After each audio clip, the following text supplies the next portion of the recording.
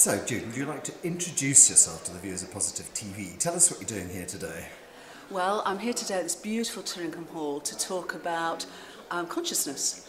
And consciousness, though, at a very exciting time in our understanding of it and understanding ourselves.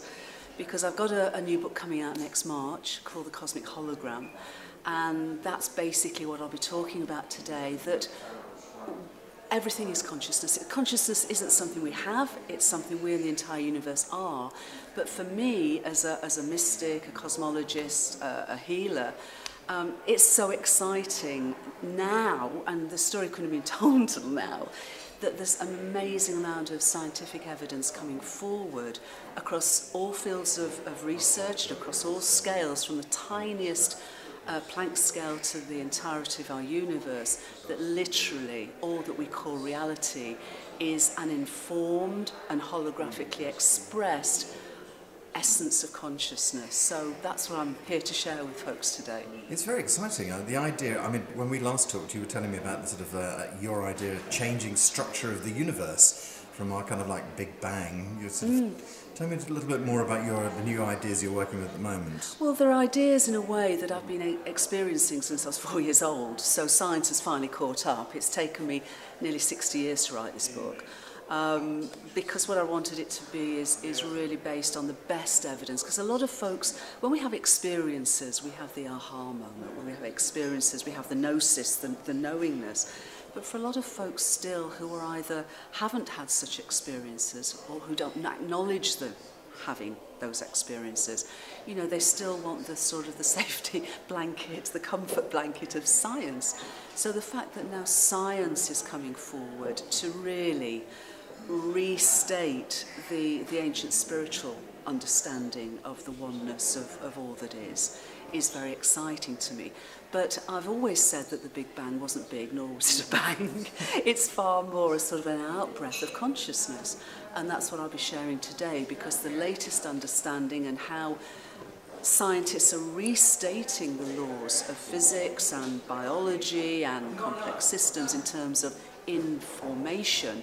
In other words, non-random, patterned, intelligence-based information.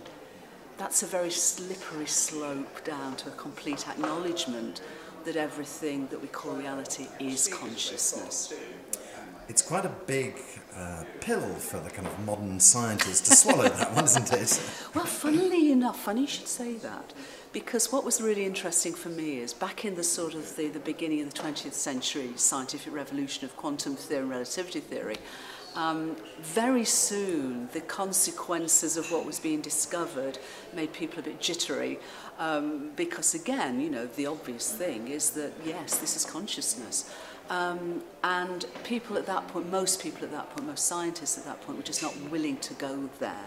And so the emphasis really from the 1920s, 30s onwards was the development of technologies. So people were using the attributes of quantum behaviour and relativistic behaviour, but not to philosophize, not to go deeper into a deeper understanding of who we are and the nature of reality. So they went the technological route. Now, we're now at a point in 2016 where we have amazing virtual reality gizmos and fantastic holographic projections that are exponentially being developed at the leading edge of technology.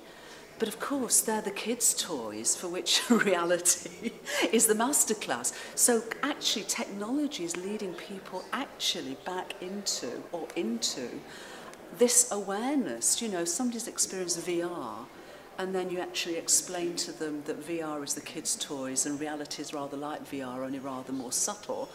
They get it. The millennials get it. The people who are games players get it. The ones who now at the leading edge of holographic technologies are actually producing holograms which don't only look 3D, but when you actually touch them, it's as though you're touching a 3D object. Now, they're only a few years away. We're almost at the holodeck of the Starship Enterprise. And the difference between that and reality is... So I think actually technology has brought us now back into a greater ability to accept this, what would be mind-blowing, big pill, if it wasn't that folks are actually experiencing these sort of things, and certainly younger people, in the next few years, it'll just be, you know, what they know, what they understand. And I think this new emergent scientific perspective of the nature of reality then will be just, yeah, okay. Won't even be an aha at that point. It will just be, okay, of course. But I think the key thing is that people realise that all of this means that we are co-creators. I think the danger of the technology is people escape into it. And what I'm saying is this isn't about escaping into a virtual reality.